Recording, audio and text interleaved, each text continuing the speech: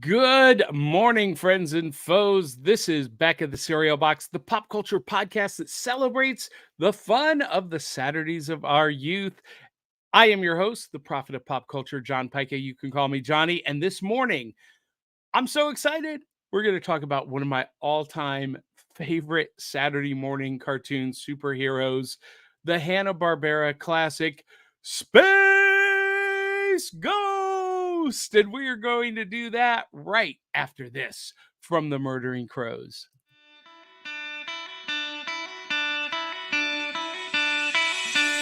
It's like Coca-Cola, Levi Strauss, Johnny Carson and Mickey Mouse. The first star was James Dean. Elvis Presley, yeah, he's still the king. Some things are only imitatable. You can't beat an original. Oh, you can't beat an original.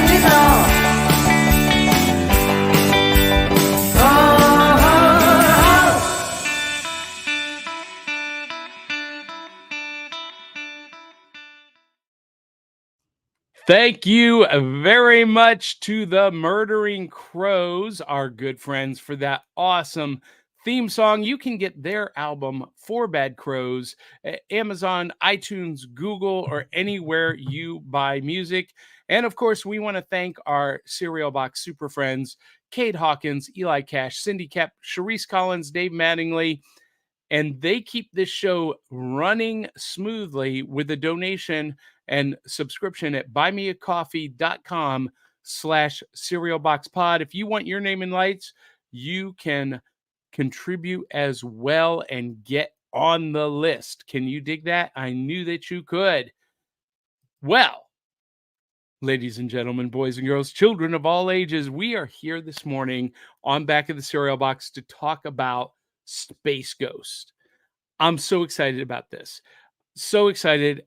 We've saved it kind of towards the end for a reason, because I love Space Ghost. And who am I? I am the prophet of pop culture, John Pica. You can call me Johnny. Avengers comics, Star Wars movies, and Saturday morning cartoons made me who I am today. And we are called Back at the Cereal Box because I am of an age where we did not have smartphones or tablets at the breakfast table on Saturday morning, or any morning for that matter. So we were sitting down with big bowls of cereal to watch cartoons, read comic books, watch kaiju movies. And in between cartoons, comics, and kaiju movies, we were reading the back of the cereal box. That was our newspaper. That was our world. This morning, I am eating Cocoa Pebbles Crunched, the very last of the Cocoa Pebbles Crunched. And this back of the cereal box has all kinds of fun games. There's a maze with Barney's wires going from his guitar to the amp. There's a game where you count the stars in the picture, a game where you match the notes coming out of Dino's saxophone. And then if you want, I should do this now that the box is empty. You cut out this section right here, and you put your phone in it, and the box becomes a speaker. How cool is that? Anyway, that's what I have in my bowl this morning. Let's meet our co-hosts. The one, the only, Peppermint Princess, social media socialite, my emotional support Canadian, all the way from Winnipeg, Manitoba, Canada, by way of the magic of the internet. She is a fan of Ninja Turtles, of Power Rangers, and all things superhero, especially the X-Men. Give it up for Willow Schuyler. Good morning, Willow. How are you this morning, Willow? Yeah, I stayed out a little too long last night. Not drunk. Wait, you did? One of my castmates, however, may have a slight hangover. Oh, wait. Wait, So, you did get drunk, or you were not oh, drunk? my director offered to buy us beer last night, so I had one, and one of my castmates had a little few too many. A lot. All right. Yep. So, Willow, what is in your bowl this morning? What are we celebrating I'm Saturday so with? glad that you asked. I found Cinnabon. Oh my gosh. So, you know what? That showed up in Middle Tennessee for the briefest moment, and I have not been able to find it. So, how Oh, is it? Have it's you actually tried it not. yet? It's not too bad.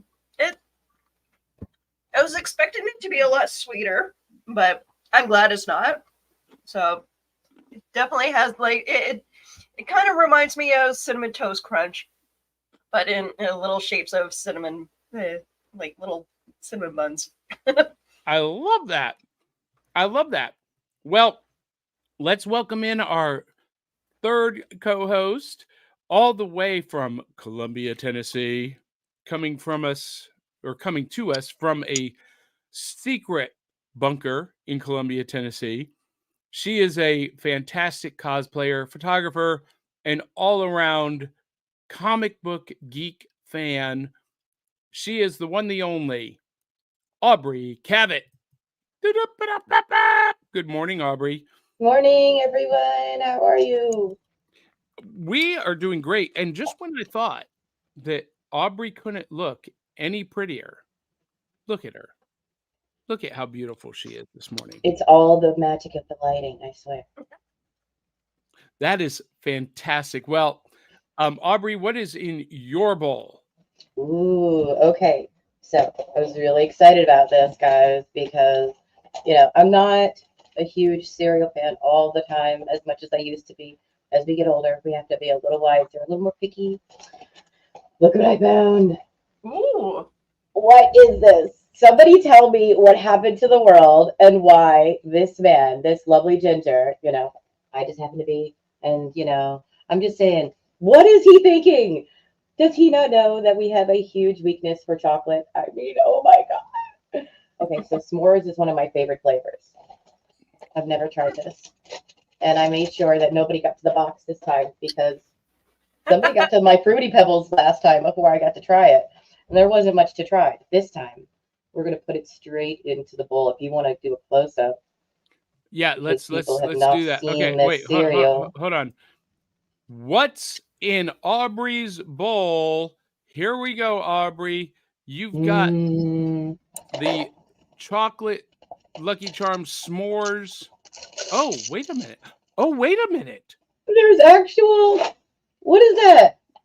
Is that Golden Grams? That looks like Golden Grams in there. Golden Grams, guys! Oh my God! Okay, I have to try this right now.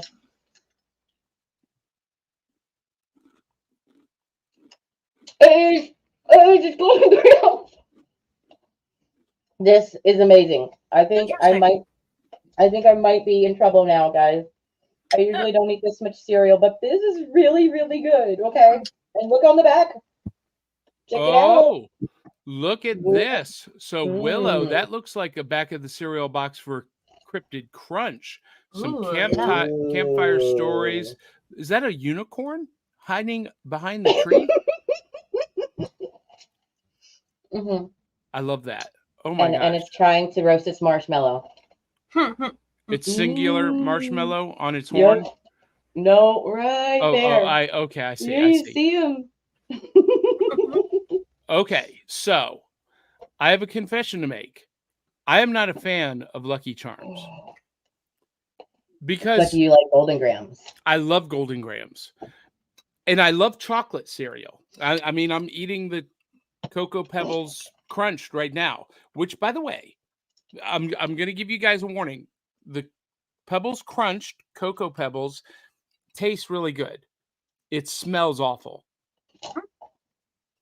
Really? Yeah, I was like, why does this smell like burnt cardboard? But then, and I mean, it did. It smelled horrible.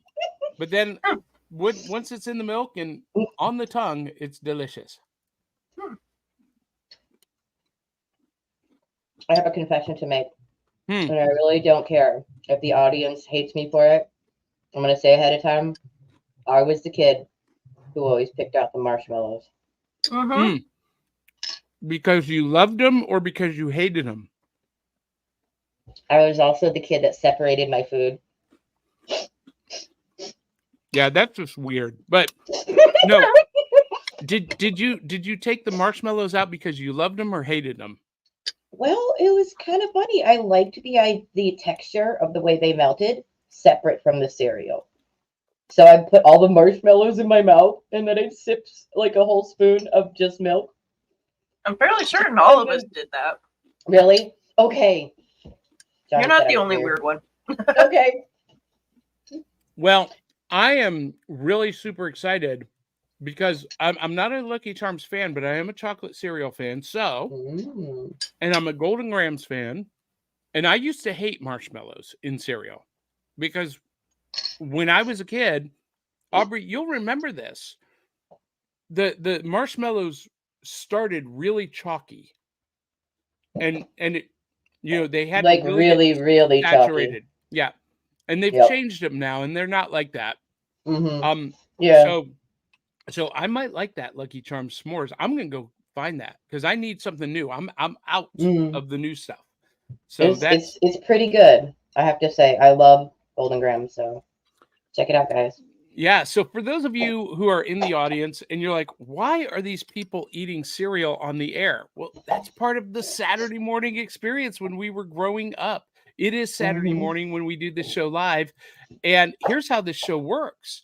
You guys watching, everyone in our audience gets to be a part of the show by commenting. Like Andrew Milden says, good morning. I love the topic today. Oh, I do too. You're going to love it. Dave Mattingly says, good morning, Box Tops. Good morning, Dave Mattingly. Aubrey Cavett replies to Carlin. Morning, Carlin. Aubrey, what in the world? How are you on? I'm not going to ask. There's a portal somewhere. And Dave Mattingly says, Willow and Aubrey, what a day for total babes. Oh, sweet. And what am I, Dave? Chopped liver? And Andrew Milden says, mix Golden Grams and Oreo cereal together.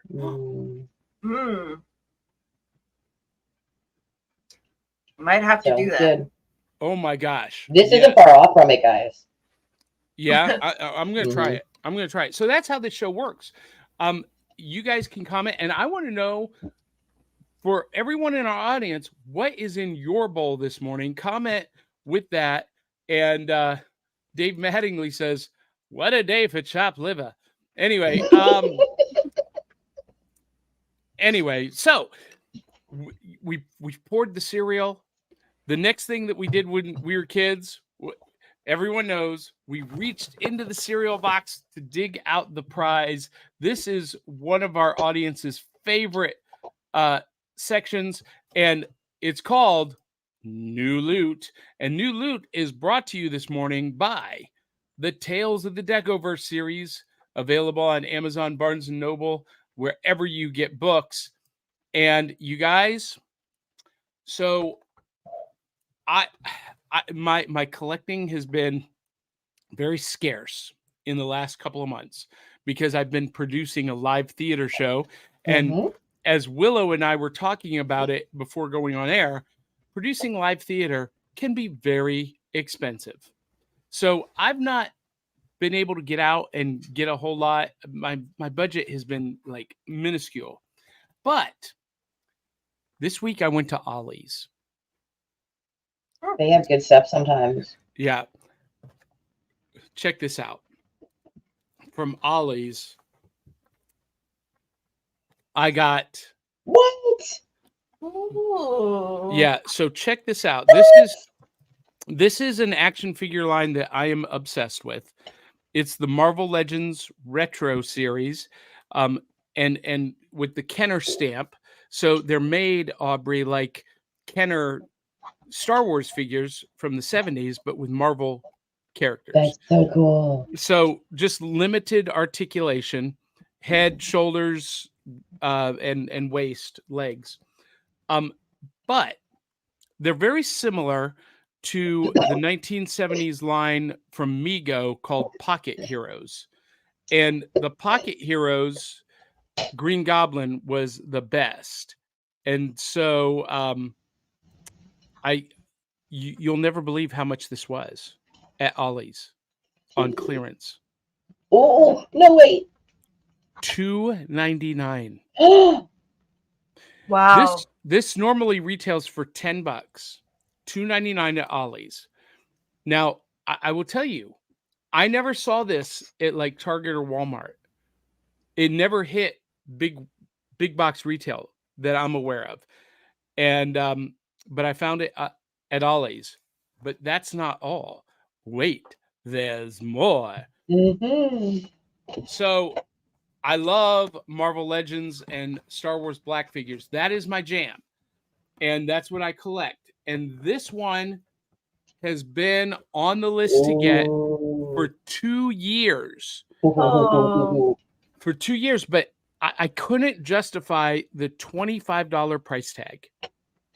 I love Scarlet Witch. I love the I West don't Coast blame Avengers. you on the price tag thing because when I found my my figurine similar to that of Miss Marvel, $30. Yeah, it's well, and that's what they've gone up to now, $34. And I saw Scarlet Witch everywhere for the last 2 years. But because it was everywhere, I was like, you know what? I'm gonna wait for it to go on clearance. I'm not gonna pay $25 because it's not a rare, hard to find action figure. Ollie's, $7.99. Oh, way better. Dun dun dun. So now my West Coast Avengers series is complete. So I'm super Nice. excited about that. Anyway, so you guys got any prizes from the cereal box this morning? Do you have any new loot? I do. I do.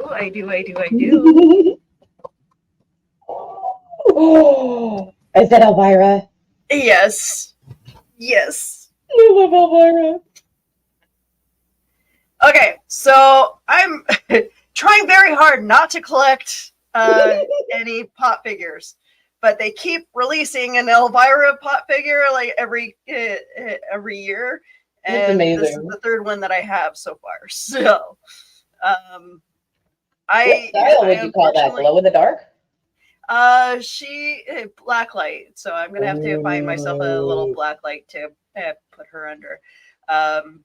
But yeah, so I have her on a couch. I have her black dress and this one. I missed the one where she's dressed up in the mummy costume. But I'm sure I could find that somewhere, but I'm not looking on eBay right now. Well, so you say that you're avoiding collecting pops. You're not really collecting pops. You're collecting Elvira. That's how you look at it. Yeah. Because I don't collect pops either, Willow, but I have a pops collection because I collect certain characters and I become obsessed. So like I'm obsessed with the Phantom and the Rocketeer. So I've got every iteration of Phantom and Rocketeer figures that I can find. And so, but I don't collect pops, but I have a Rocketeer pop. So there you go. That's how you justify it. Yeah, I'm a couple of months ago, Elvira came out with the Monster High doll of herself, and they did a pre-order thing, and talk about a fiasco. I'm still miffed about that. Oh no, what happened? Like immediately, as soon as it went on sale, it was sold out. Oh no! It was an online exclusive. Yeah, you could only get it online from. Is it Mattel that does Monster High? Yeah. And so it did. It sold out within 20 minutes. And I couldn't put in my information, like my information for like the shipping information prior to it all. I don't know why. Yeah, their whole system was was crap. We actually Lucas Leverett and I did a special bonus episode of Back of the Cereal Box about this very issue. Mm. Because I remember, Willow, you were trying to pre-order it, and then you got locked out, couldn't get it, and immediately, like within less than 24 hours, it was on sale on eBay for like $500. Yeah, Oh, Yeah, it was crazy. whoa. Scalpers were using auto renew technology to buy up all of those pre-orders and then resell them. It's a Oh, problem, but even a bigger problem is that multi-million dollar corporations are using crowdfunding or pre-order systems for something that should have been released to retail. Anyway, I think yeah, we that's a forget that the reason that we have fans for anything is because we were able to become, and becoming fans, part of it is getting that swag or having that opportunity that you never thought you would, to have something that's like your memorabilia, your thing to hold of well, that fandom. there's something magical to me about going down the toy aisle and discovering something you never saw before, yeah, discovering it for the first time. And with a lot of the way that the market has gone, they've completely bypassed that. And it's frustrating to me that Mattel and Hasbro are the two big the two big culprits here. They have decided that although the toy market, 46% of the toy market is adult collectors, because Walmart and Target can't get their act together and stock things Mm. that actually sell, Hasbro and Mattel has been forced to go direct. And what really bites me is that they're doing crowdfunding for a lot of them. But that's yeah. another show for another day. Aubrey, do you have any prizes from the cereal box this morning? I do. So I have never been as big a fan of Space Ghost as I could have been. And I found out the hard way how hard it is to find things. So coming out of my cereal box is literally a retro TV Wait a minute. magnet. Where did you find that? That's This I cool. bought on Amazon. Oh, So it looks like a retro TV, and it has the original Space Ghost. And it says the Space Safari. So that's fantastic. I think that's awesome. That's going to be on my fridge forever. But I also found something that I will say is, I'm old school. I do like comics. And I was a little bored last night, so I kind of opened this one a little early. But you can see a little tip over there. Ah. Star Brand. And So what I have issue? never come across this comic before in all Really? of my searches. So What now I'm what going to look for it. what issue is that?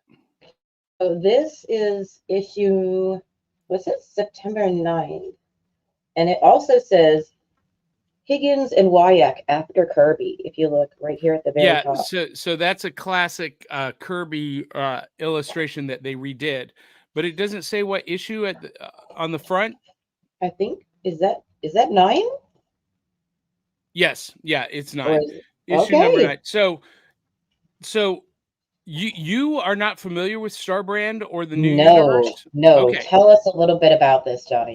So in the 80s, Marvel launched a new universe called the New Universe. And the whole goal, it was kind of the precursor to the Ultimates or the Hmm. Ultimate Universe, if you're familiar with that. The whole goal was to create more realistic, grounded characters, but the real gimmick was that the stories actually happened in real time. So so if there was a month between issues, it was a month between in real time. It was a month. So things would have happened off panel between issues that you weren't privy to.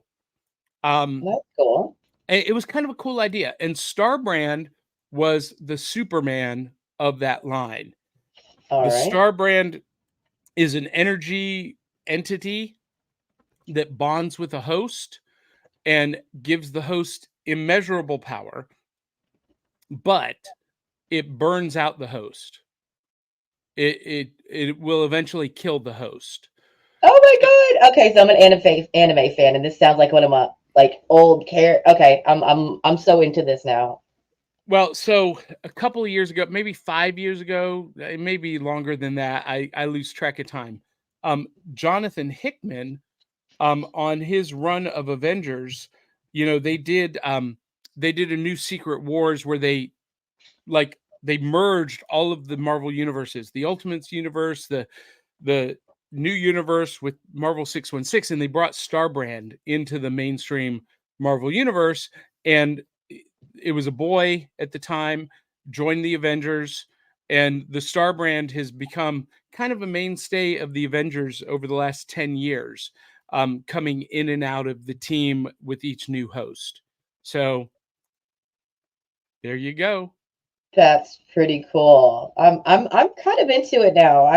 I have to admit that's a one thing I'd like to talk about with our fans and you some other time is maybe foraying into the anime world because I'm going to tell you, you think I'm a fan of comics, but I'm a huge fan of anime. Like when I say huge, like I'm the anime grandma.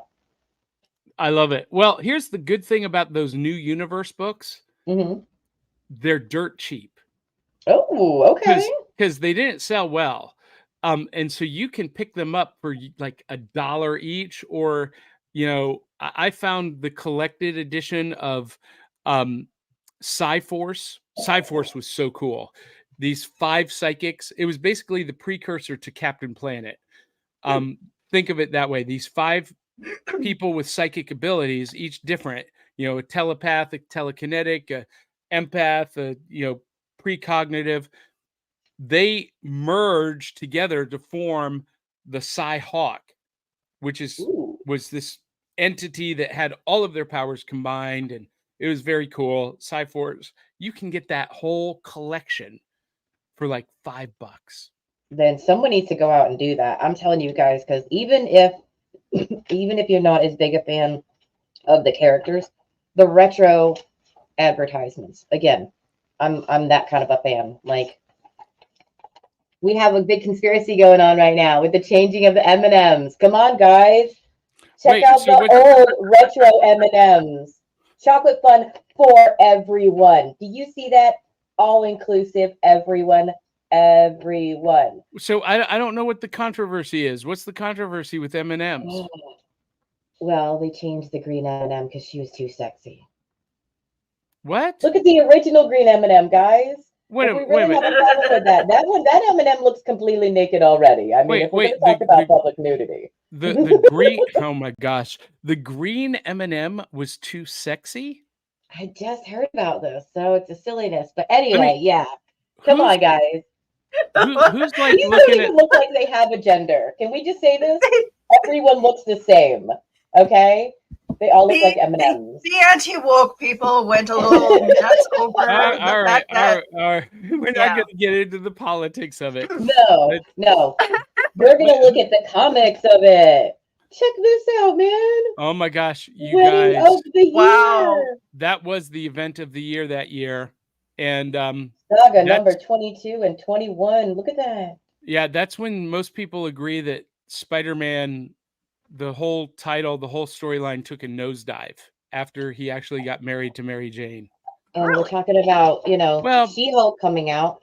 Check out that. oh, love it, You love can it. buy Well, a dozen. Save yeah, $2 on every Marvel title. Look at this, guys. yeah, that's the subscription ad. I used to subscribe, get them in the mail. Loved it, loved it. That's awesome. I love that. Thank you for taking us down that trip down memory lane. And in a minute, we're going to go down another trip down memory lane talking about Space Ghost. But we've got some viewer comments, some audience comments. And our audience comments this morning are brought to you by Nightly Spirits. Woo. 17 cities across the country feature ghost tours and haunted attractions through nightlyspirits.com. you can use our promo code JohnP667 and take 10% off a ghost tour this late summer or fall and have the spookiest time of your life. Ooh. So, listener, viewer, audience comments. Let's see what we got here. So, all right. So, golly, we got a bunch. Thank you guys for showing up. So, Yes, good morning. Brad Parnell says 1960s Hanna-Barbera, the golden age of Saturday morning cartoons. You're not wrong. And we're going to be talking about Space Ghost in just a moment. And Carl Witzman says, hello, swapped over from Facebook. Hello, Thank Carl. you, Carl. He Hi, must be Facebook user who says Space Ghost was awesome, because Carl refuses to give Facebook authorization to use his name and picture, apparently. Brad Parnell said this morning he had Raisin Bran. Very, very good. Very Andrew healthy. Milden said, I want that now. What does he want now? Does The he want cereal? the Scarlet Witch, the Green Goblin, Oh, Elvira, the Star Brand comic, or the Space Ghost magnet? I'm That sounds like a game show. you know, one of these What days, does maybe we could start giving stuff away on the channel. What does Andrew want? Well, we have given stuff away from time to time, and when our sponsors Awesome. give us stuff to give away, we'll do it again. Ooh. Dave Mattingly says about the Scarlet Witch, I love the magical effects accessories. Yeah. So you can attach the accessories to her hand to make it look like she's casting spells or firing hex bolts. Yeah. Very cool. Very cool. And Jimmy Scales Jr. says, I love Scarlet Witch. And you know what, Willow? I just realized something. No. I made the deal that if we hit 10,000 Facebook likes on our page or 5,000 subscribers on our YouTube channel, that my next cosplay would be Scarlet Witch, a gender bend Scarlet Witch. So we're right at 7,000 likes on our Facebook page. Okay. So I could be in trouble. Chris Vaglio.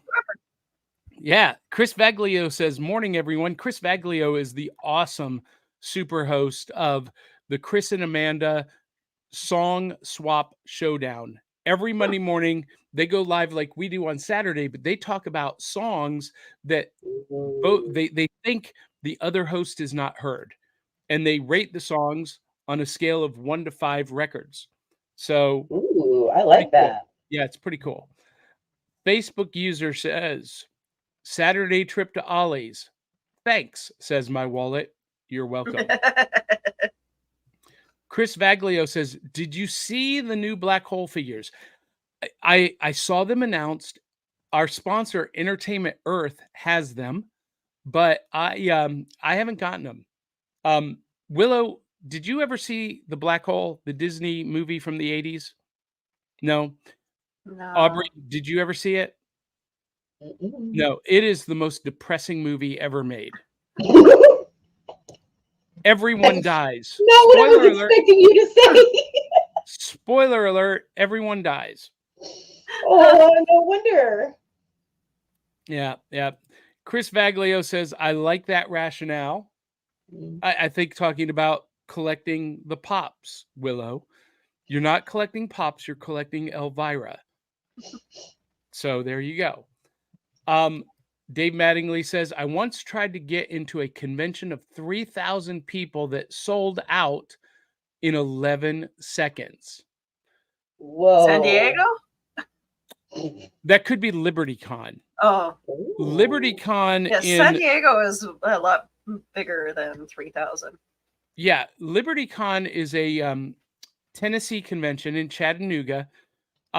They had tickets go on sale 2 weeks ago while I was at Imaginarium, and literally they sold out in That's less crazy. in less than 10 minutes. Whoa. Yeah. It is crazy. You got to like fight to get into that convention. Well, our big convention in October is already announcing their guests. So Ooh, So, way ahead of time. But that's How good. how does the SAG-AFTRA strike affect Canadian conventions? Yes. Tell us. So I think it's similar to what podcasters are allowed to do. They aren't allowed to promote newer works, but allowed to invite guests who have already previously done work. The guest that they announced so far is Sean Austin. Okay. All right. Yeah, he's So, not I doing mean- anything, so that's funny. So Carl Witzman says, "Nice, Aubrey. That is a cool collectible." Talking about the Space Ghost magnet. And Dave Mattingly says, "I love the whole new universe. Starbrand was a blast." So, Dave, my favorite were Cyforce and DP7. But there was a whole line of, I think, 6 or 7 titles. They were all fun. Yeah, and Dave says Starbrand was sort of a real world Superman. And as That's he pretty says, my favorite was DP7 as well. So Dave Mattingly says my new universe title was DP7. That was a very, very, very cool title. And then he corrects me. I had forgotten that Starbrand did appear in Quasar about 15 or 20 years ago. There was a rift between the universes, and he came over in the Quasar title that nobody read. That's pretty cool. Yeah, he was redefined as Earth's planetary immune system and would choose a host during extinction level events. And Dave Mattingly says, "Spider-Man's wedding inspired me to propose to my darling back in the day." Oh, Oh, that's sweet. Pete. This is funny. Johnny will cosplay as the Scarlet Wix. Or Scarlet Wiz, the Scarlet Wiz. Wix is a website development company. I was thinking, what's that cereal? Kix. The Oh, Scarlet that Kix. was pretty good.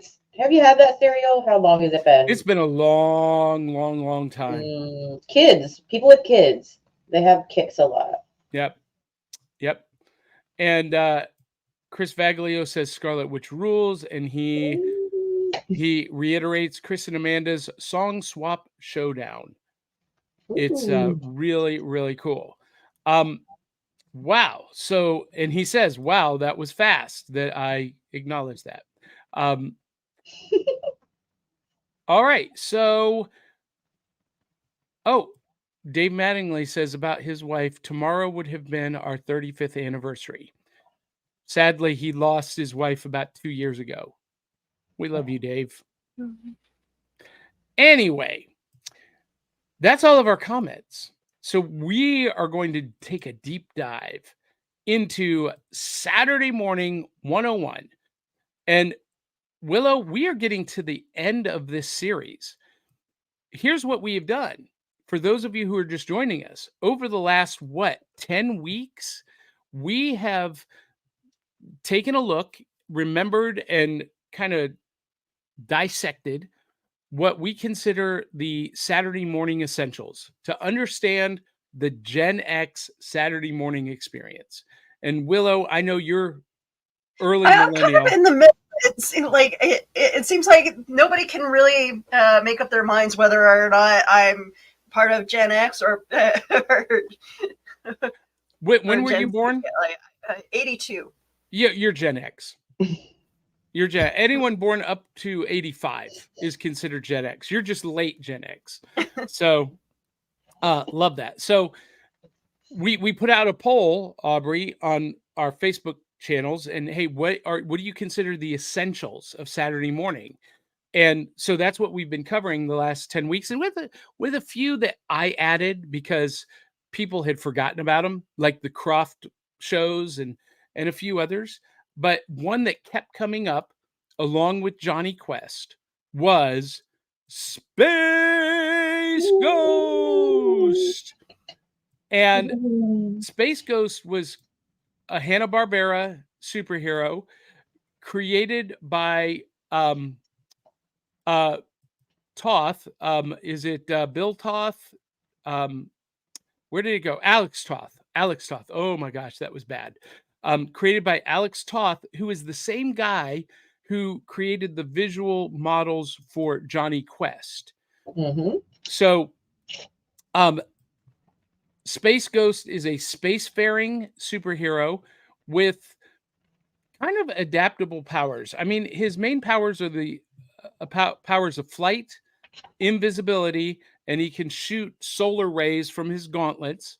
And He's got a lot of gauntlet powers. yeah, and there's, I think, freeze rays, and there's all kinds of different powers in the gauntlets, and he has some measure of super strength. He is accompanied on his missions by two teenage characters, and I always get these mixed up. Jan and Jace and their monkey Blip. I was telling Aubrey and Willow before we went on air, I always mix these three up with Zan and Jaina and Gleek from the Super Friends, also a Hanna-Barbera property. And I gotta say that the Wonder Twins were definitely probably modeled after Jan and Jace. No doubt. Space Ghost existed in a shared Hanna-Barbera universe, but never really crossed over very much. Only on a couple of occasions did he cross over, one time meeting the Herculoids in the 80s as part of the Space Stars series. Mm-hmm. And another time they crossed over with Teen Force. Yeah. And this is Jan with Kid Comet. Yeah, Kid Comet. Yeah. And so I loved Space Ghost. To me, he is like the quintessential superhero. And here's what I didn't know, Aubrey. I didn't realize that the series debuted in 1966. He was voiced by Gary Owens. Does anyone know that name? Do you know why you know that name? If you were a child of Gen X, you remember Gary Owens as the voice of Martin and Rowan's Laugh-In, but he also did these appearances.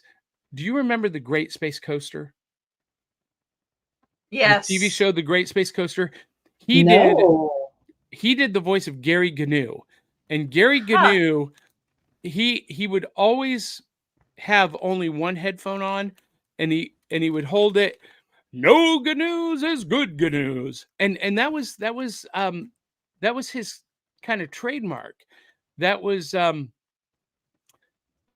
Gary Owens' trademark, is that he would, put one hand over his ear and had this really distinctive voice.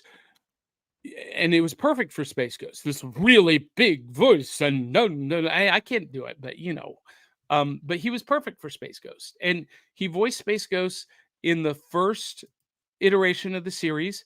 And because he was a fixture throughout the 80s, came back during the 1980s when they did the Space Stars in 1981, and Gary Owens reprised the role as Space Ghost once again. Now, I know Space Stars was pretty cool. What's that? I said the Space Stars was pretty cool, I have to admit. Yeah, so I loved the Space Stars. This was the series that launched in 1981. It was all brand new shorts for these characters. Space Ghost had already been established. The Herculoids was already an established IP. And so pulling them from the 60s into the 80s for all new adventures on the Space Stars was awesome. I love the Herculoids, Egu, Gloop, Gleep, Dorno, the boy, Terra, Xandor, Tundro, and Zoc. Yep, And yep. It was hard finding those names just watching it. So I have to say, for people who don't like search on the wiki and they don't like have all the deets or have like a book or something with the information, just watching it and trying to understand what the names are. I think it took me like 3 times each episode to write down the details of these shows, but it was worth it because there's some funny one-liners and there's some sweet moments in there. yeah, there really are. And the relationship that the family has with these animal creatures on their planet is really remarkable. My favorite was Egu, the rock ape. He was my favorite. There's a comical moment with Egu where they had brought back the Zeus and Medusa was trying to turn him to a rock, and everyone's like, ha ha ha ha, you can't do that. And he makes a funny sound like, what are you doing? Well, and Zoc the dragon, you know, Mm, Terra always rode on Zoc the dragon. And, what a terrifying, because we don't give Terra enough credit. Because the Herculoids were super strong, super rugged, probably yep. had super strength, never really highlighted the abilities of them over, as much as the creatures. But can you imagine basically Wonder Woman on the back of a dragon? That's what Terra was on the back of Zoc. Yeah, they were pretty dynamite collection of characters, honestly. And there was actual love between Tara and her husband. And they, Yes. they made a big deal about traveling their whole planet and protecting people and creatures along the way. Yeah. Like Yeah. everyone just kind of like became part of their family. They just kind of collected them as you see the story going along. And Space Ghost is you get blips in between, and then Dino Boy comes into play there, and then the teen space stars. I mean, oh my gosh, there's so Yeah. much to talk about So with this yeah, series. so let's just kind of run down that. So on the Space Stars, you had Space Ghost and the Herculoids, and then you had the Galaxy Trio. Um, Now, these were originally in the 60s as well. So these were pulled from the 60s for the 81 series: Gravity Girl, Vapor Man, and Meteor Man. Um, and the original 60s show was Birdman and the What? Galaxy Trio. Um, but strangely enough, even though they are shown together in this frame, I don't think they ever met. So in the Space Stars, though, they brought the Galaxy Trio back for the 1981 series, but then they also introduced Teen Force, Kid Mm. Comet, Electra, and Mercury Lad. And they had their own special I powers. think it was Moleculad, actually. Moleculad, you're right. You're right. Thank you Sorry, for the he was a correction. really cool character. Yeah, he could dissolve himself, like disintegrate and travel at the speed of light and reform, kind of teleportation almost. And reform others' molecules. That's Yeah. huge. Like that is a huge power right there. I wish they had expanded on him just a little bit more. I can't wait to see if he gets resurrected. Well, and Electra, she was a psychic, she was a telepath, but Hmm. man, was she sexy. Look at that character model. Yowza. Anyway, so Teen Force, and they had their sidekicks. What were they called? Do you remember, Aubrey? So those two were the Astromites, Okay. and I really couldn't catch their names, Okay. but they were really, really smart and more like a pet as both of them than they were main characters. That was a very interesting. So here's one of the Oh, title cards. Uglor. Oh my Yeah. gosh. Okay, so Uglor is actually a bad guy that goes in every single one of these shows. Like, I don't know if people know that, but pay attention Oh. because Uglor is like the big bad, and he digs up other big bads along the way of these series. But they never. Here's what frustrated me about this show, even as a kid. they never really did that whole Avenger style crossover to fight Uglor. Like a big one? Yeah, I didn't Yeah. see one. And that wouldn't come until the DC Comics Future Quest comic series. We'll talk about that in a minute. Here was the wacky part of the Space Stars. This is Space Ace and Astro from the Jetsons with the Astro Mutts, Digger and Dipper.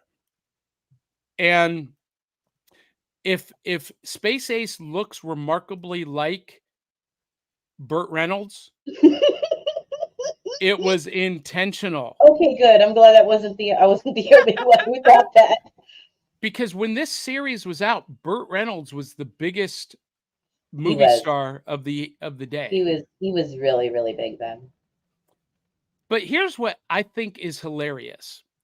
Space Ace and the Astro Mutts, they are flying around the galaxy in a convertible. How does that work? There was so much we did not understand about space travel in the 80s. There's so Not to much. mention how many explosions that actually happen in space in these shows. I mean, come on. Okay, Space Ghost and his Teen Force, Jason Ace and Blip, they didn't have balls around their head while they were flying through space. They didn't have a little, air purifier or anything. They were just flying through space. Well, okay, so with let's their talk little about that. jetpacks. So let's talk about that for a minute. Okay. So in the cartoon series Space Ghost, we never learn how Space Ghost became Space Ghost. He just always was, as far as we know. We don't learn how these two teenage kids who are wearing matching uniforms with a Space Ghost emblem end up being the teen sidekicks of Space Ghost. Mm-hmm. And it would take Alex Ross, the comic book writer and illustrator, to come to DC Comics and do a Space Ghost comic series. And in that comic series, they explain that at one time, Space Ghost was a teen prodigy like Jan and Jace. They all wore the same uniform. It's part of the Space Patrol, basically Space's policemen, and they were massacred. Oh wow!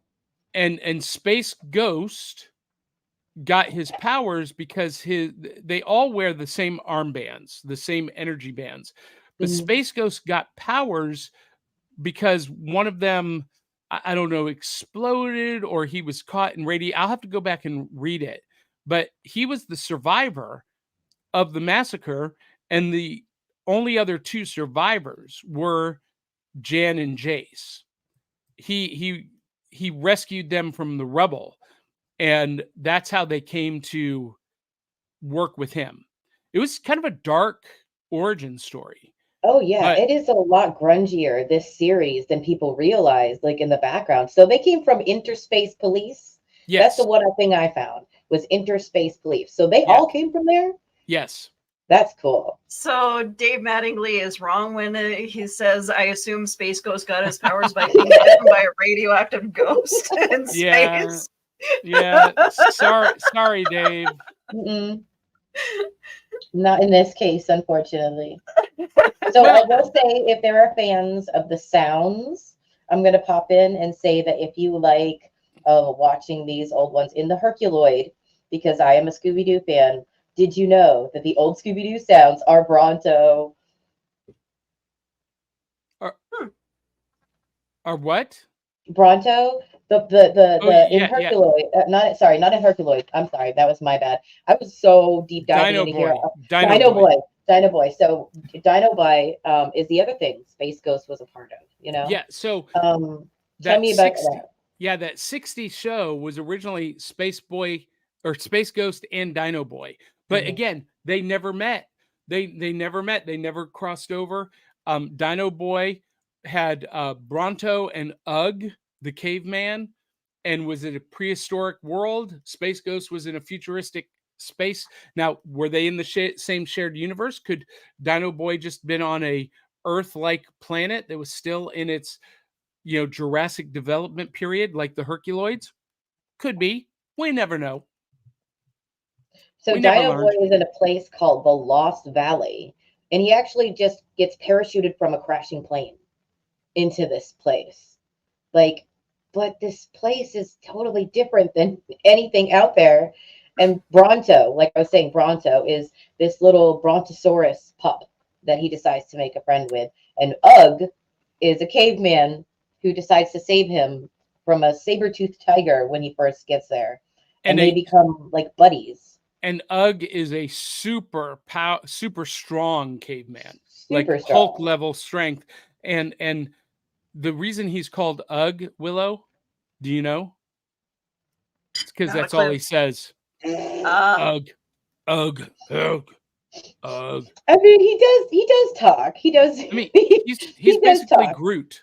He's very grunty. He doesn't say one. Groot says one word, so I feel like give him a little tiny bit more credit. He has taken care of this little boy, but this boy is wicked smart. Okay, like super onto it. I feel like if I had been really able to, and if there's anybody in the audience who knows, if you know the background of Dino Boy, like that was another thing that I didn't come across easily was who this kid belonged to before he fell out of. Um, but Bronto, because I like the sounds and I like Scooby Doo, is the original sounds, the old sounds of Scooby Doo. And if you do like Hanna-Barbera and you've seen the old cartoons, there are some running sounds and some bonking sounds and some sounds that are very similar. I'm telling you, they're all in here. Dino Boy, the twins, when the rockets take off, the whoosh sound, all of that is already there. It's already the sounds that we became familiar with as a kid. When we heard, we were like, oh, is that this show? But then all of a sudden it wasn't. You're like, wait, what show is this? New sound, the Jetson sound you could think of from the boink, boink, boink, boink, the little robots moving around. Same, right? All different kinds of sounds. So the audio was like the same team. And I really love that because it's kind of a continuation of a feeling. Also, the other thing I noticed is there's really happy endings in a lot of them, but in Dino Boy, someone actually dies. Like we definitely know he dies. He gets crushed to death, and they go. I was like, "This is wait. Who got crushed to death?" So in Dino Boy, it was one of the bad guys, and it had to do with like Mist Island. One of the episodes. It was one of the Aztec people. He had like a bird like headdress on, and he was just like he fell down this large area that they had made him fall down, and they're like, and they just left. Had a good day. What the hell? Well, I mean that's kind of like life in the jungle, right? Oh, Right, well, survival. survival of the fittest. Yeah. So I am trying to download an image, and I can't get one that's not filled with malware. Ugh. I just What want character? something. Well, no, we'll talk about it in a minute. I got a couple here, so this may suffice. So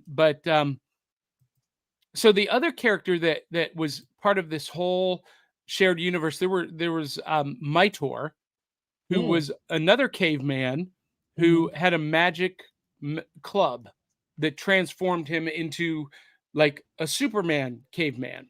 And I loved Mightor. But again, there was never any crossover. And until a couple of years ago, DC Comics did Future Quest, and this is just one panel. Future Quest had a massive team up of Mightor, Space Ghost, Johnny Quest, the Herculoids, the Impossibles. It did feature the Galaxy Trio and the Teen Force, Birdman. All of them teamed up to stop a cataclysmic event, and it was awesome. It was the basically the team up movie that every Hanna-Barbera Saturday morning fan always dreamed about.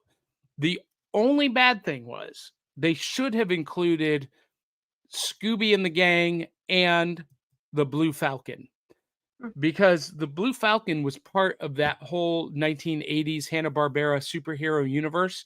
Mhm. And in doing some research, I did learn that Space Ghost appears in this movie at the very beginning of this movie. He meets Scooby and the gang. And there are some other Space Ghost team ups worth mentioning. He appeared on Brave and the Bold with Batman. Mhm. Yeah, Batman and Space Ghost teamed up in Brave and the Bold. And there are a lot of memes and a lot of jokes that basically Space Ghost is just Batman without the ears. Not really. Space Ghost is more like Superman wearing a Batman cowl without the ears. But anyway, Willow, so you watched a couple of the episodes of Space Ghost. I know you watched it when you were a I kid. know but I've seen the show previously, like being a kid watching all these reruns of cartoons. You know what? It's a cute cartoon. But I'm sorry I didn't do the deep dive that you two did with this. Well, you've been doing a Fringe Festival production. Well, Mhm. so I just want to bring up some of the comic book appearances. Space Ghost teamed up with Scooby and the gang in Scooby-Doo Team Up, and the Galaxy Trio and Birdman did meet in the comics on the printed page.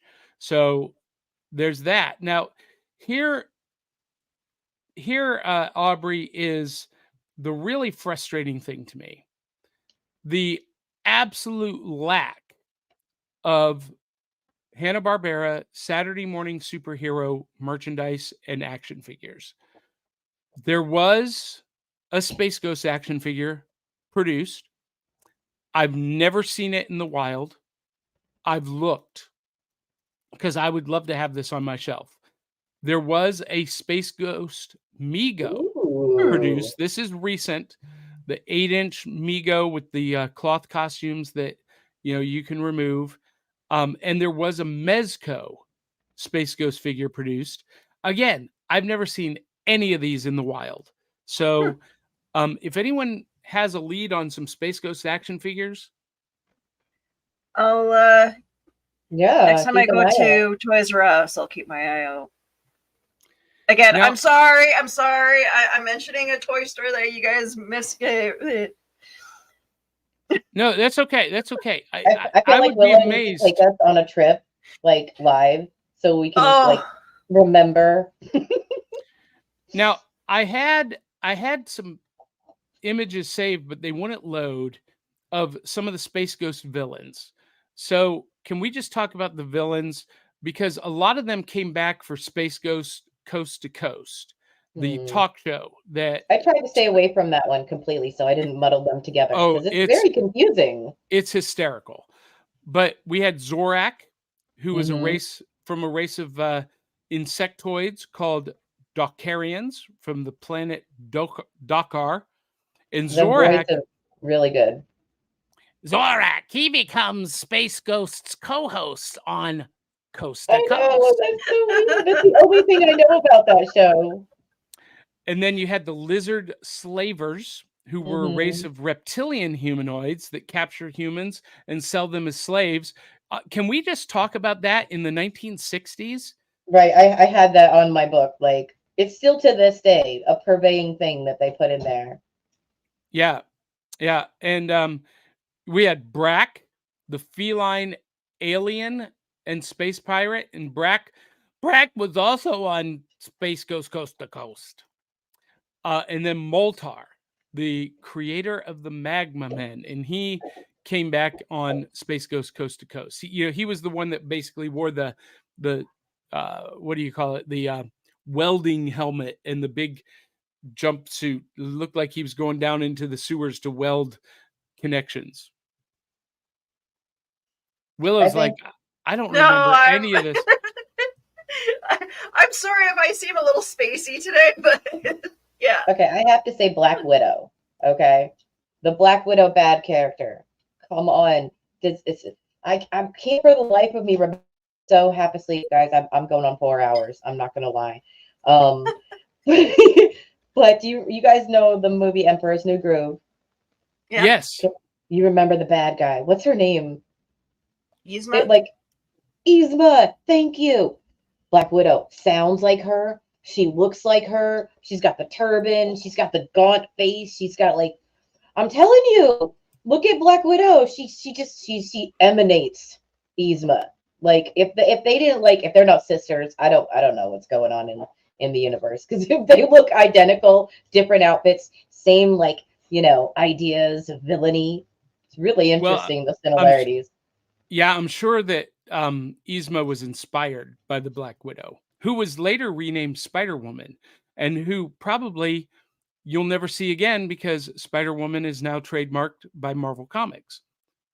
Wait, so hold on. You're saying this Black Widow became Spider-Woman? Like they renamed her Spider-Woman. No. Oh, so she was a bad guy still. Yeah.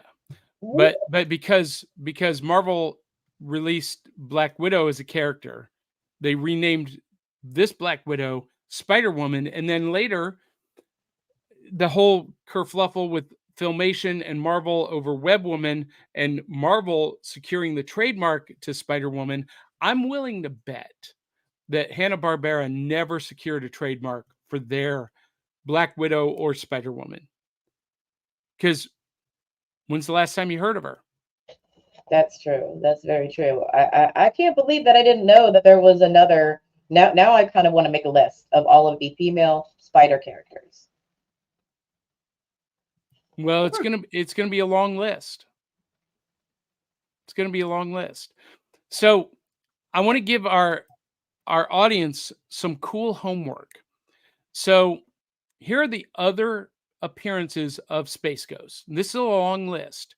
Space Ghost appears in some of the Adult Swim projects in Robot Chicken episode Suck It.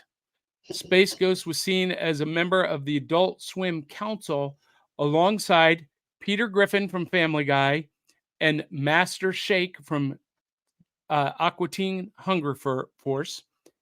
In the Robot Chicken episode Perfect Hair Forever, he's attacked by a bear and is friends with a shark.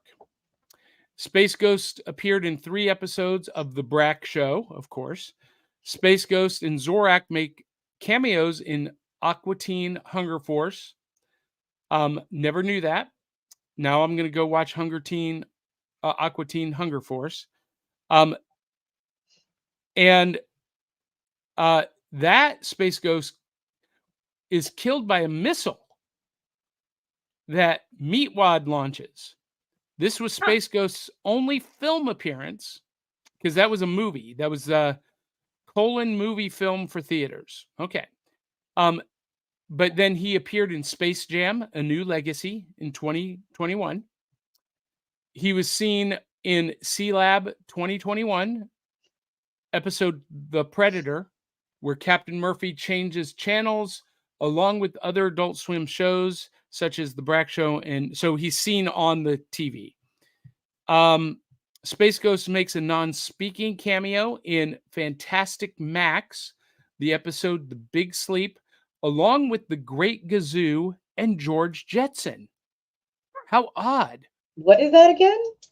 The show Fantastic Max. I'm writing that down. It was 1988 to 1990. I've never seen it. Ooh, I've got to watch that now. Yeah. Space Ghost appears in Donnie and Marie. And this was let's see, syndication from September 1998 to May 2000. So I didn't know that Donnie and Marie had a newer show. Oh my gosh, I'm learning all kinds of new stuff here. I love Donnie and Marie. Space Ghost, along with Birdman, appeared in the background in multiple scenes of season 4 of the Powerpuff Girls, titled Members Only. They are shown as members of the Association of World Supermen. Oh my goodness, I didn't know that either. Yeah. He appears as the unseen narrator in the video game Cartoon Network Punch Time Explosion. Ooh. And his comments over the events of the game's story, making several references to Coast to Coast. Space Ghost and his sidekicks appear in the already mentioned Batman, the Brave and the Bold episode, Bold Beginnings, with Gary Owens reprising his role of Space Ghost. And I don't know this for a fact, but I'm going to guess that that was probably Gary Owens' last appearance before he passed away. Now there was multiple Space Ghost voices too over there. Yeah. Well, Gary Owens did he did not do Coast to Coast, but he did the 60s animated series. He did the Space Stars, and then he came back for Batman Brave and the Bold. That's cool.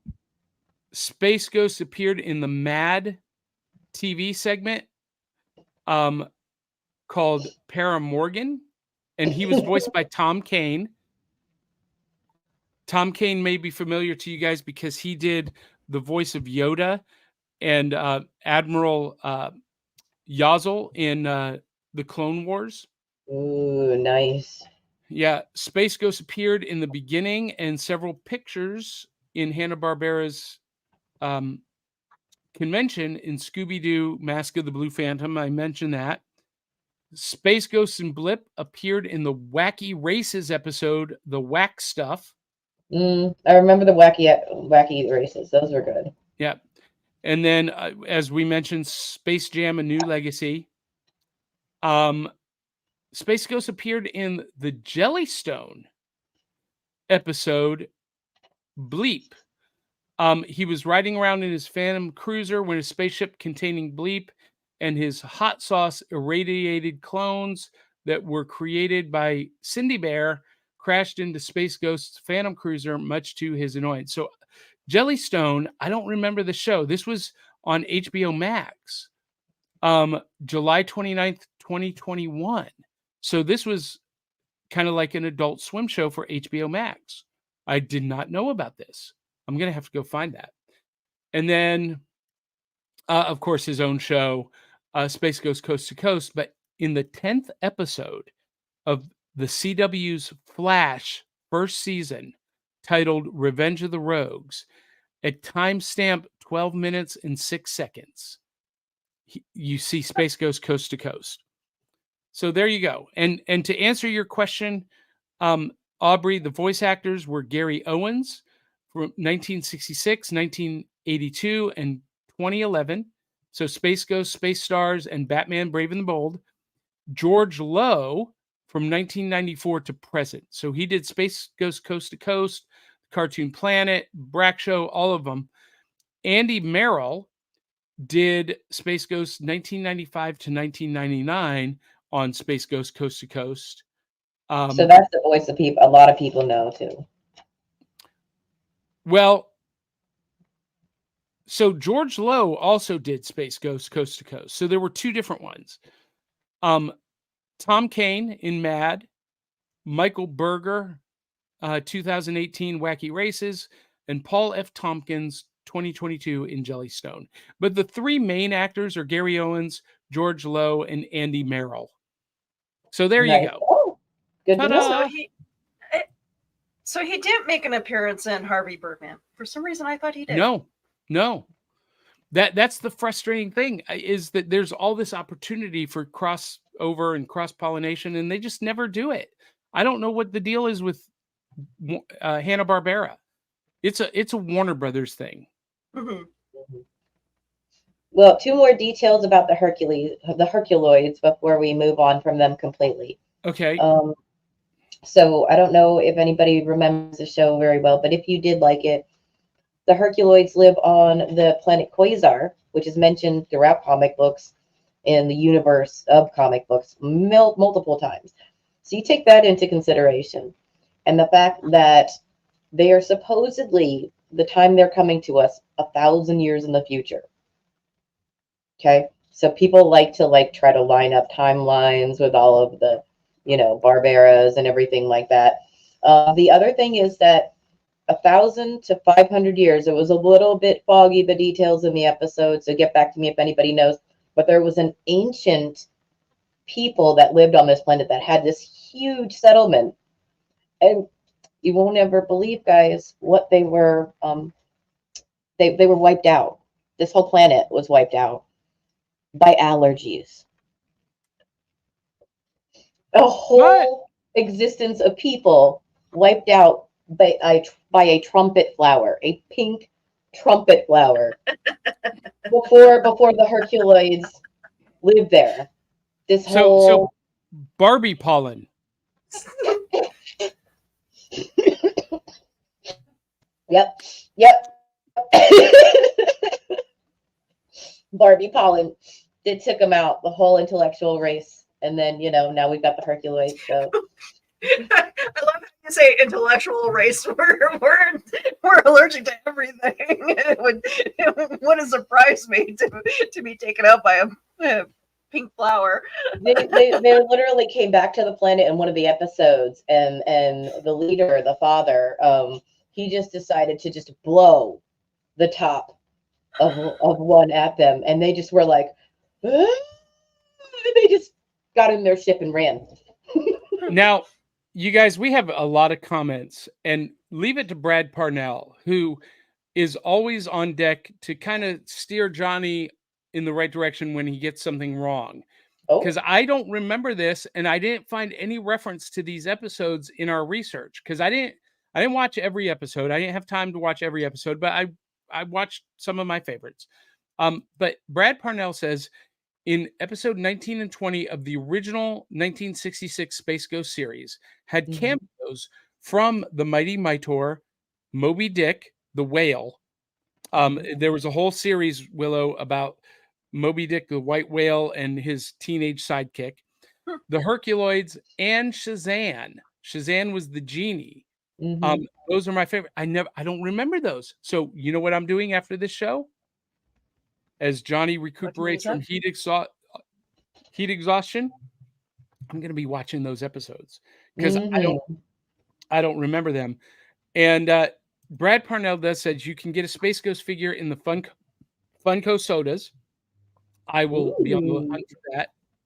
I love Funko sodas, and I don't collect Funko sodas, but I do collect characters who've been immortalized in Funko sodas. And Facebook user says, dude, if I see those Space Ghost action figures, I will buy 2, got your back. Good luck. I love that. And there are Space Ghosts and Brack pop figures from Funko. Says Brack Parnell. Now, so golly, we got so many comments here. All right, I'm gonna try and back up here. So, okay, so Brad corrected me that Space Ghost did meet the Herculoids back in the 60s. So in the 60s and the 80s, they did cross over. But that's those 2 moments. There was a much bigger opportunity that was really, really wasted. And everyone's remembering Gary Owens, and Chris and Amanda's Song Swap Showdown remembers Gary doing Gary Gnu. No gnu's like good gnu's. Facebook user says, Jan should not hop on a space cycle with strange boys. Oh, right. That's true. She did hop on that with Kid. Yeah. So we're referring to when she is on the back of Kid Comet's space cycle, which again, the Teen Force, they're riding around on motorcycles in space with no air filter. Right? How does that work? They are immune to the space atmosphere, I guess, or lack thereof. It's their their interspace police abilities. And Chris Vaglio reminds me it's Gleep, not Blip. Gleep. So, I guess I don't know. No, I Flip always confuse them. Flip is the monkey. I'm pretty sure, guys. Well, but okay, hold on. Let's see here. We're going back to the Wikipedia page. Yeah, let's verify. I'm pretty sure that's Flip. So Gleep and Gloop are the guys in the Herculoids. no, that's Bleep and Bloop. Okay, Blip is the monkey. Mhm. Gleep is the monkey on Super Friends with Oh, Jan and Zaina. That's what I'm saying. I get them confused. And apparently so did Chris Vaglio. He recaps your story of Dino Boy. Boy named Todd parachutes into the unknown South American valley, the valley of what was it called? oh, yeah. The It was the Lost Valley. Lost So I don't Valley. even. I think it's lost out of time too. To be honest Yeah. with you, having watched it, You know not what? seem like for our time. So I watched it when I was a kid, and it's one of those series that I always forget about. I always forget about it. I need to go back and look at that. Dino But Boy is definitely one of those old school ones, and it's definitely got the disco sounds in it, guys. So that's one thing that I forgot to mention. If you like disco, okay, if you like action and a little bit of disco mixed in, every single one of these, the Space Stars, Dino Boy, Space Ghost, Herculoids, all of them have this background kind of, disco going on in there. so there is a classic meme where Space Ghost's Phantom Cruiser runs into Wonder Woman's invisible jet. And they're like, "What do you mean you didn't see me?" And let's see. Brad Cornell says, "If I can drink warm Coke, I can make a belch that sounds like Ego, the rock ape from the Herculoids." Brad, we might have to have you on the show just to have you demonstrate that for us. Chris Vaglio is apparently a fan of Birdman. And he does agree that yes, they missed an opportunity here. He says, nope, they missed an opportunity, but he's agreeing with me. Hanna-Barbera has missed a huge opportunity for this shared universe. And Sounds like they're gonna have to bring these shows back. And yeah, I think Teen Force needs to come back, especially. Like, they didn't really expound on that as much as they could. Teen Force has some amazing powers. I want to know more about Molecular Lad and Elektra. I'm just saying, they're pretty cool. Dave Mattingly says about Astro and the Space Mutts, Space Ace and the Space Mutts, that it's Cannonball Run in space. Because, Burt Reynolds, Cannonball Run. Anyway. Yep. And Chris Vaglio says force field. Yes. So that's what it is. They all have force field. Space Ghost has a force field. We know that Space Ghost and Jan and Jace have force fields. They activate them in the show. So they can fly through space with the force field. Great. But we never see Teen Force or Space Ace activate a force field. And for that matter, there was the Wacky Races in Space in the 80s, which was a horrible show. But they were flying spaceships, convertible spaceships through space, and like just hanging out on the side of the spaceship in the vacuum of space. Now we have to understand that a lot of these shows were made prior to the first moon landing. So truly we didn't understand a lot about outer space, but there's no excuse for that in the 80s when we know what happens when a spacesuit becomes decompressed, I'm trying very hard not to make a rude comment here. I'm sorry. The magic of cartoon. Although Dave Mattingly does say space babes love convertibles and motorcycles. Motorcycles.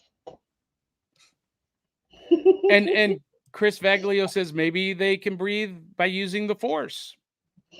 I mean, Superman can hold his breath in space.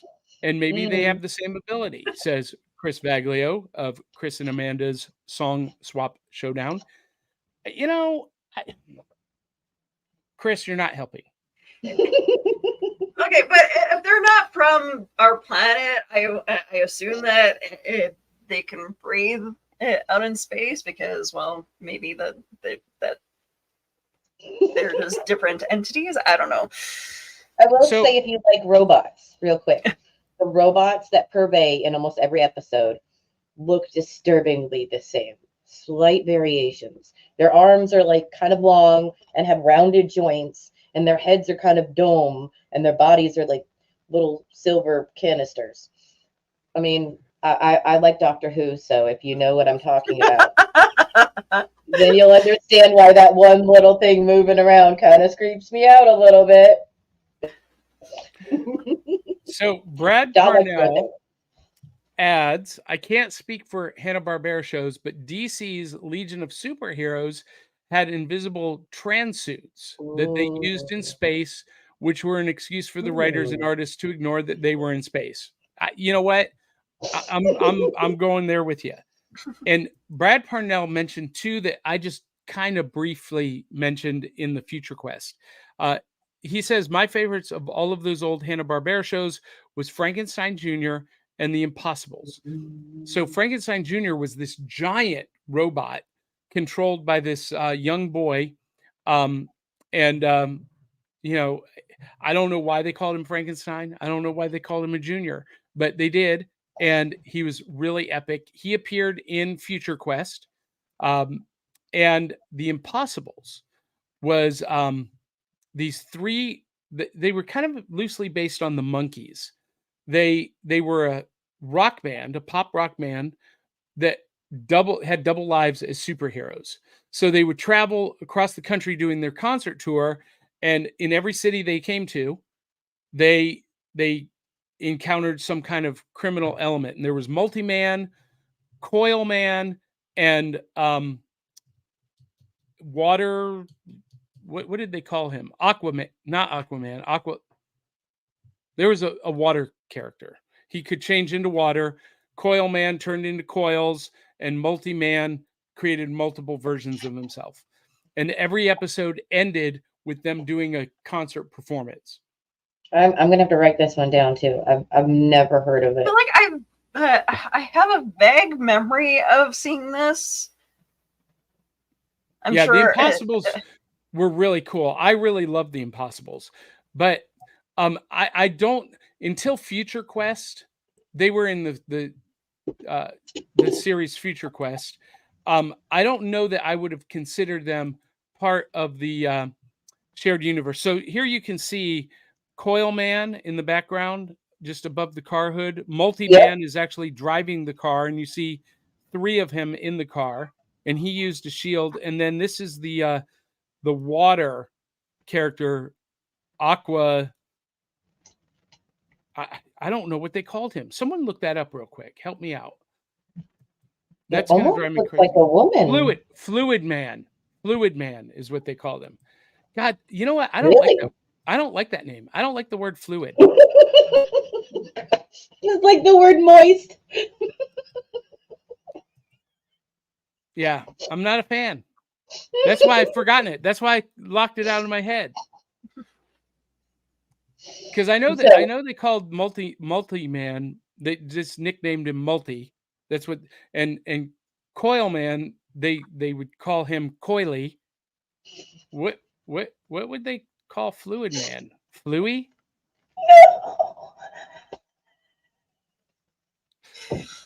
Use your fluids. We broke Aubrey. Brad is just encouraging you. There were Voice Man sounds much worse.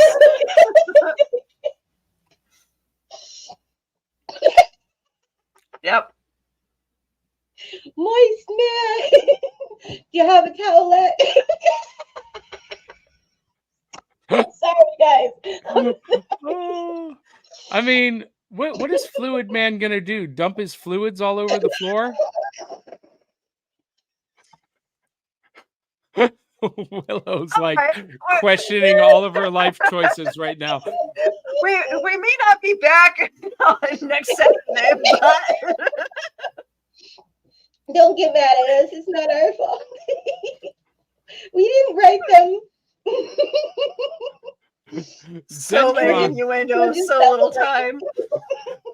Zentron says it's not unusual, really. In Galaxy High, they never explained why even the humans could breathe in space. Yeah, that drives me crazy, Zentron. Look, I'm a fan of science fiction and fantasy, and I don't care what the explanation is. I don't care how outlandish it is. Just give me an explanation. That's all I ask for. That's all I ask for. And let's see. Oh my God. This is an actual line from The Impossibles. Spray them with your fluids, Fluid No. Man. Drinking coffee, man. Yep. I think that has some connections to Rule 34. Yep. Oh. Do not Google that. Do not Google. Oh my God, guys. Such a spicy episode. Okay. So a little on the subject of weird lines. One of the reasons why I had to tell you guys that Moleculad was so great, because his one-liner when Elektra kind of like took her powers from her helmet or her head or whatever that she like shoots to the ground, she makes it slower for them to fall down in this one scene when they're getting away from the bad guys. And Moleculad goes, "That's the gentlest put down a girl has ever gave me." All right. I love that. And He goes, "Thank you." Dave Mattingly makes a great comparison. He says the Impossibles reminded him of the Super Globetrotters, and absolutely 100%. Oh They were my both God, Hanna-Barbera. I remember. Yeah. The Globetrotter cartoon. Oh my gosh. Wait, I'm afraid to even put this comment up here. But Brad Parnell says, get ready because Aubrey's about to be broken again. Okay. Put down your cup. I put down the coffee. Brad Parnell says, dampen them with your moisture, moist man. Yeah.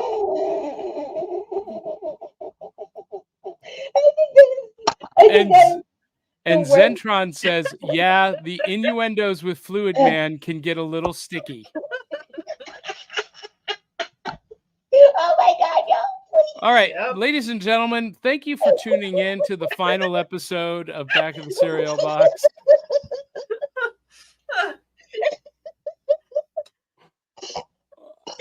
Oh, Johnny, what do you have in mind for next week? So next week, we are going to do Thundar the Barbarian. Okay. Yeah. So Thundar the Barbarian. And then the last episode in this series is going to be set in the far future of 2022. The Jetsons. I can't wait. That was one of my favorites when I was little. I'm so excited. Yeah.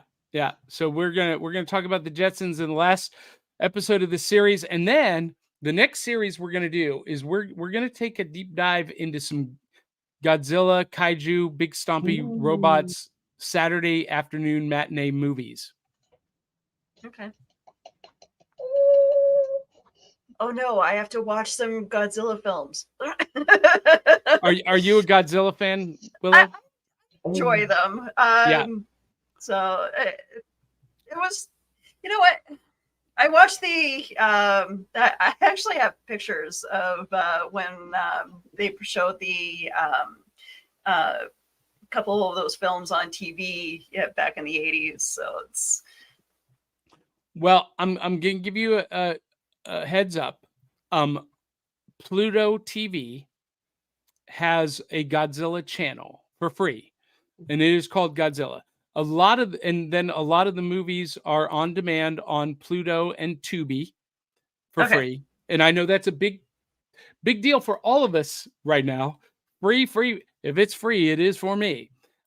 So you'll be able to check that out. Check that out. And So I'm gonna do a deep dive for you guys and see if I can track down my old science teacher, Mr. Leeds. Ooh. and he was the Godzilla fanatic in your He life. was the Godzilla fanatic. He actually was one of the writers for the Godzilla magazine back in the 90s. Oh, I that don't would be know. I awesome. don't know if he still does it. That's the thing. Like Well, there is still a fan magazine, so it's online now, but it is there. So, and I think he actually was one of the the founders of the Godzilla convention. So I could be wrong, but I will track. I will track him down for this. Awesome. Well, guys, we are 35 minutes over time. How does this happen? Since Aubrey came on board, we keep going longer and longer because she actually like takes deep dive, like gets obsessively into these properties. I love that. I love that. It makes it more fun for everybody, including the audience. And if you are in the audience and you have enjoyed this program, and if you want to contribute to help us produce more, check us out at buymeacoffee.com/cerealboxpod. And it's here. Oh, here it is. Running along the bottom, buymeacoffee.com/cerealboxpod. Continue to post comments on this video. We will respond to them as we're able throughout the week. Share this with everyone you know and everywhere you know. Aubrey, since you came on board, I'm just going to give you a little inside baseball. Since you came on board, our YouTube views have jumped 600%. Whoa, this is so great. Yeah.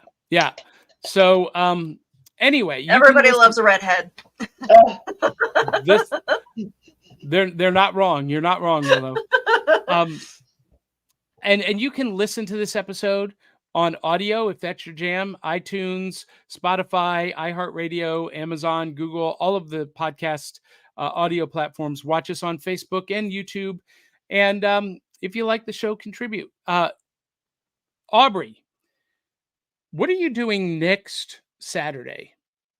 The 4th. You want to go to Bowling Green Comic Book and Anime Con with me?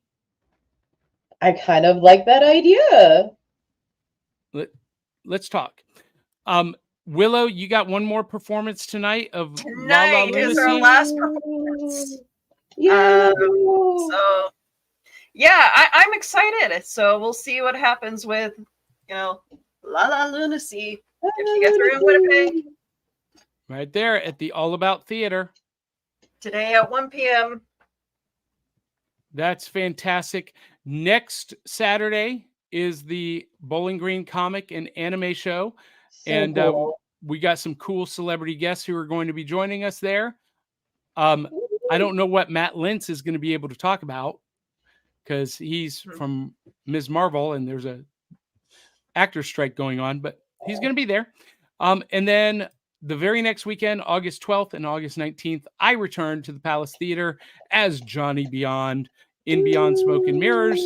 And you can get tickets at johnnybeyond.com.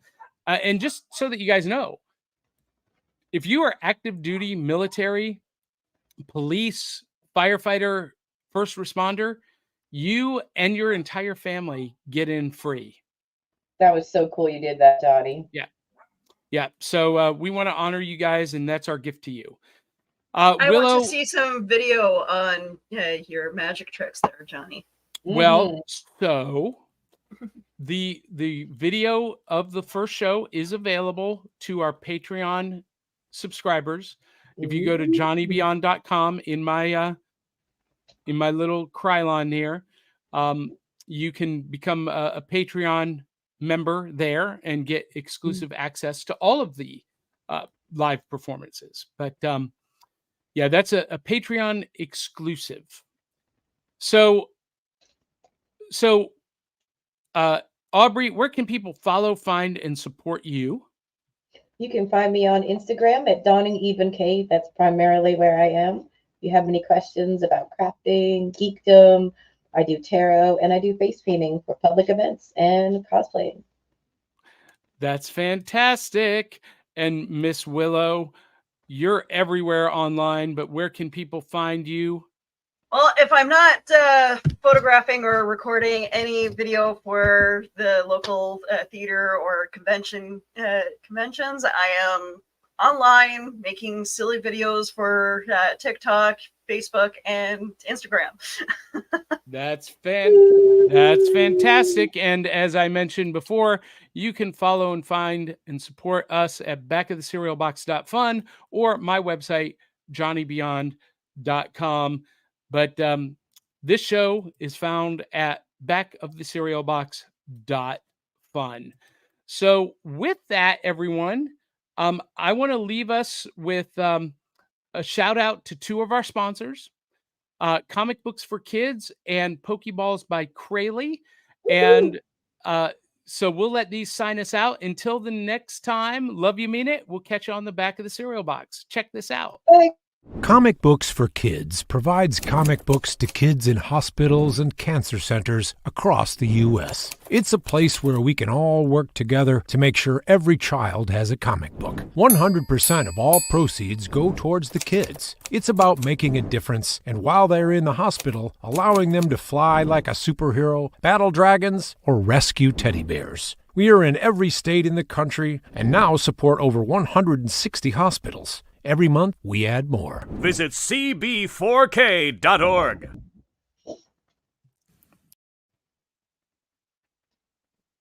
Uh-oh. Pokemon love cereal. Hi, I'm Crayley from Pokeballs by Crayley. You probably recognize me from appearing on various shows on the Cereal Box Network. For the month of July 2023, I will be running a very special collection. I am teaming up with the network to do a special breakfast-themed collection.